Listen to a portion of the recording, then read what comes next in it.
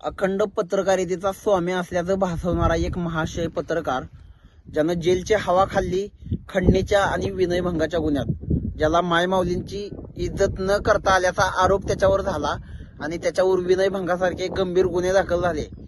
तो त्याला खोटं म्हणतोय, मात्र खोटं आणि खरं ठरवण्याचा अधिकार आहे न्यायालयाला. एकीकडे न्याय व्यवस्थेवर प्रचंड विश्वास असल्याचं भासवणारा हा ढोंगी पत्रकार, दुसरीकडे संविधानाचा आव्हानत संविधान आपल्यापरी सर्वोपरी आहे असं देखील सांगतो. मात्र त्याच संविधानात पत्रकारिता जसा चौथा स्तंभ आहे, त्याच प्रकारे न्याय व्यवस्थेला देखील पत्रकारिते किंवा लोकशाहीमध्ये तेवढंच महत्वाचं स्थान आहे. हा विषय तो पत्रकार विसरलेला दिसतोय आणि त्याच अनुषंगानं तो आता जेलमधून बाहेर आल्यानंतर गरळ ओकत चाललाय. प्रत्येक व्हिडिओमधून एक कलमी कार्यक्रम किंवा एकच बाजू धरून तो जे काही बोलतोय, तुरुंगातील अनुभव सांगण्याचा जो प्रयत्न त्याचा केविलवाणा आहे, त्या अनुषंगानं बातचीत करण्यासाठी मी आपल्या पुढे आलोय. तर नमस्कार मंडळी, मी एकनाथ वाघमोडे आणि आपण पाहता 51 न्यूज. ज्या पत्रकाराबद्दल मी बोलतोय त्याचं नाव आहे तुषार खरात. तब्बल 102 दिवस ज्यानं जेलच्या हवा खाल्ली, विनयभंग असेल, खंडणी असेल किंवा अॅट्रॉसिटीच्या गुन्ह्याखाली त्याला पोलिसांनी अटक केली होती. त्याचं म्हणणं असं आहे की न्यायालयानं मला जामीन देताना काही गोष्टी नमूद केलेत, तर त्याचं देखील वार्तांकन काही पत्रकारांनी केलं पाहिजे. त्या अनुषंगानं त्यानं इथल्या मानमधल्या स्थानिक पत्रकारितेला, त्याचबरोबर जिल्हा स्तरावरील पत्रकारितेला आणि मुंबईतील काही संपादक मंडळींना त्यानं टार्गेट केलं आणि त्याच्यामध्ये तो असं म्हणतो की ही पत्रकारिता पॅकेज स्वरूपाची आहे, अशा प्रकारच्या त्यानं काही वल्गना केलेल्या आहेत. तर मला त्या पत्रकाराला एक सांगायचं आहे की बाबा रे, तू असं जे समजतोय तर त्याचा दुसरा अर्थ आम्ही असा काढायचा की तुझ्या आता जेलमधून बाहेर आलेल्यानंतर काही तो व्हिडिओ बनवले, त्याच्यावर तू एक स्कॅनर ठेवलाय आणि त्या स्कॅनरच्या माध्यमातून तू पीठ किंवा भीक मागतोय का, मला मदत करा, मला सहानुभूती मिळावी, या अपेक्षेनं तू ज्या प्रकारे हे जे बोलत सुटलाय त्याला आम्ही नेमकं काय म्हणायचं. तू एका बाजूला दुसऱ्यांवर आरोप करतोय, मात्र तुझ्या बुडाखालचा अंधार कोण बघणार. तुझ्या बुडाखाली तेवढाच अंधार आहे हे दुनियाला समोर तू दाखवतोय स्वतः. स्कॅनर लावलाय तू मोबाईलवर आणि मला मदत करा, माझं साहित्य पोलिसांनी नेलंय वगैरे असं तसं तू जे सांगतोय. पोलिसांनी तुझं साहित्य का जप्त केलं त्याला तूच कारणीभूत आहे ना. तुझ्यावर जे गुन्हे दाखल होते त्या अनुषंगानं तपासकामी पोलिसांनी ते साहित्य जप्त केलं आणि ते साहित्य तुझ्याजवळ आता राहिलं नाही, म्हणून तुझी बुद्धी विचलित झाली आणि पूर्णपणे तू डोक्यावर परिणाम झाल्यासारखा आता बोलायला लागलाय.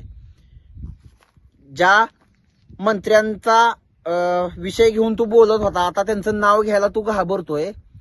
दुसरा विषय असा की मला त्या नेत्याचा पुळका अजिबात नाहीये, परंतु तू ज्या पद्धतीनं जे बोलतोय किंवा ज्या पद्धतीनं तुझी पत्रकारिता दाखवतोय दुनियेला, तर ती पूर्णपणे चुकीचं असल्याचं मत माझंच नाही तर संपूर्ण मान तालुका असेल किंवा संपूर्ण महाराष्ट्रातील जनता असेल यांचं हे मत झालेलं आहे.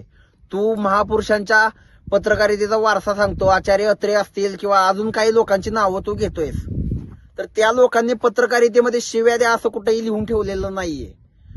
आचार्य अत्रेंनी विद्रोही पत्रकारिता जरूर केली, परंतु तुझ्यासारख्या शिव्या आचार्य अत्रेंनी कधीही दिलेल्या नाहीत, लक्षात ठेव.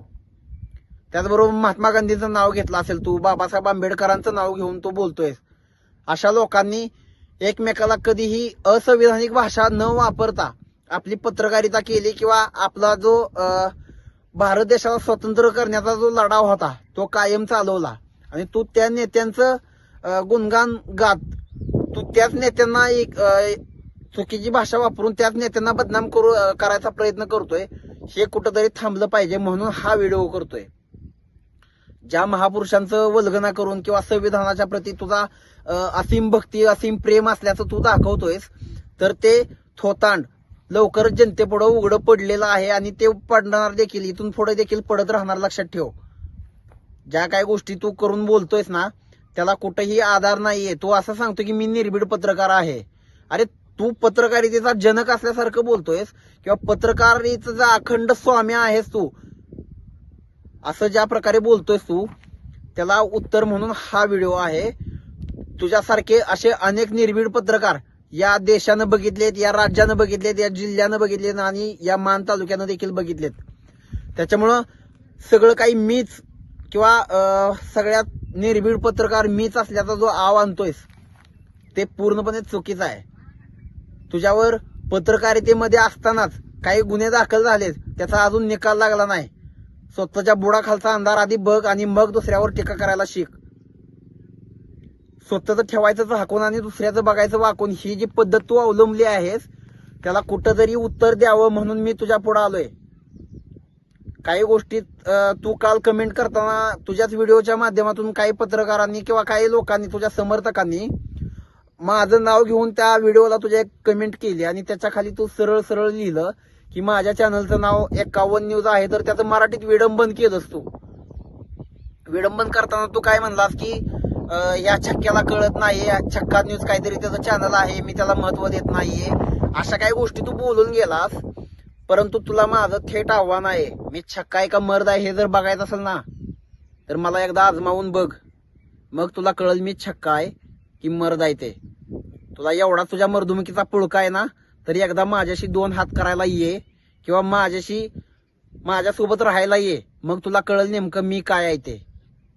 तुला तिथं मुंबईत बसून कुठल्या तरी बिळात लपून बसल्यासारखं जे बोलतोय तू तिथून, ते तुला थेट आव्हान आहे. तू मान तालुक्यात येऊन समोरासमोर चर्चा कर, त्यावेळेस दाखवतो तुला मी छक्का आहे का मर्द आहे ते. पत्रकारितेची अशा भाषा तुला शोभत नाही आणि पत्रकारितेला तर तू काळीमा फासलेला आहेस अशी भाषा वापरून. त्याच्यामुळं तुला खरी तर लाज वाटायला पाहिजे. तू निर्भीड पत्रकार म्हणवतो किंवा लोकांनी तुला सहानुभूती देऊन मदत करावी या अपेक्षेनं तू जे काय आता गरळ ओकत चाललाय, त्या थोतांडाला हे दिलेलं सगळ्यात मोठं उत्तर आहे, लक्षात ठेव. ज्या प्रकारे तू सांगतोस ना की माझं साहित्य पोलिसांनी नेलं त्याच्यामुळे मला मदत करा, अरे तू स्कॅनर लावून पीठ मागतो किंवा भीक मागतो अशा स्वरूपाचा तू पत्रकार, तू आमच्यावर बोलणार? आमची लायकी आम्हाला माहित आहे आणि इथल्या लोकांना माहित आहे, इथल्या जनतेला माहित आहे. तुझी लायकी तुझ्या भाषेमधूनच या लोकांना समजली.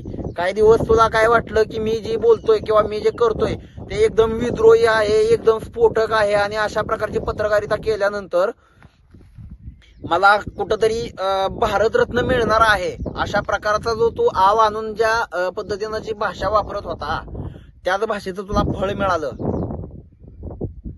तू जे काय गैरप्रकार केले असतील नसतील तो तुझा व्यक्तिगत विषय आहे. ते खोटे आहेत किंवा खरे आहेत असं मी अजिबात म्हणणार नाही, कारण तो पूर्णपणे न्यायालयाचा अधिकार आहे. ज्या संविधानाचा आधार घेऊन तू बोलतोस ना त्या संविधानाचं जेवढं पत्रकारितेला महत्व आहे तेवढंच न्याय व्यवस्थेला देखील महत्व आहे आणि हे कदाचित तू विसरलायस. तू एवढं सांगतो ना की मी हे महापुरुष वाचले ते वाचले, ह्या महापुरुषांचा आधार घेऊन तू जे या सगळ्या गोष्टी करतोयस, त्या महापुरुषांनी कदाचित तुझी पत्रकारिता बघून लाजेनं मानाखाली घातल्या असतील. तुझी असली भाषा आहे की ज्यामुळं निर्डावलेल्या माणसाला देखील पाजर अजिबात फुटणार नाही. त्याच्यामुळं तू जे काय करतोयस ते कुणाला काही कळत नाही किंवा सगळे येडे आहेत, तू म्हणजे एकटा शहाणा आहे, मी एकदम निर्भीड पत्रकार आहे, मी असा आहे, मी 25 वर्ष किंवा अजून काही वर्ष मुंबईत पत्रकारिता करण्यात घालवले आहेत, मला एवढा अनुभव आहे. तुला अनुभव जरूर आहे पण तुला पत्रकारितेची अक्कल अजिबात नाही असं माझं स्पष्ट मत आहे. ज्या पद्धतीनं तू बोलतोस ना ती पद्धतच मुळात चुकीची आहे आणि तोंड बोलताना अंग मार खातं अशी एक म्हण आहे आपल्या ग्रामीण भागात. तू देखील याच भागातला आहे. पांढरवाडी गावचा तू मान तालुक्यातील आहे. पांढरवाडी गावातून तुला हाकलून का दिलं याचं जरा स्पष्टीकरण लोकांना दे.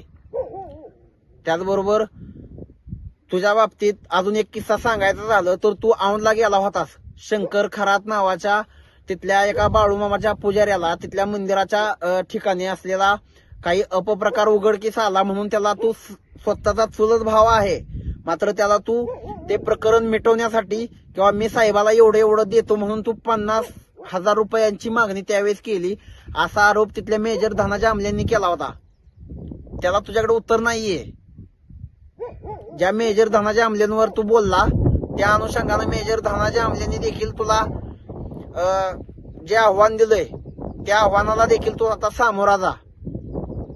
अशा अनेक लोकांना तू चुकीचं म्हणजे त्यांचं समाजातील स्थान चांगलं असताना देखील तू त्यांना बदनाम करण्याचं जे काम केलंस त्याचं फळ तुला मिळाल्याशिवाय राहणार नाही.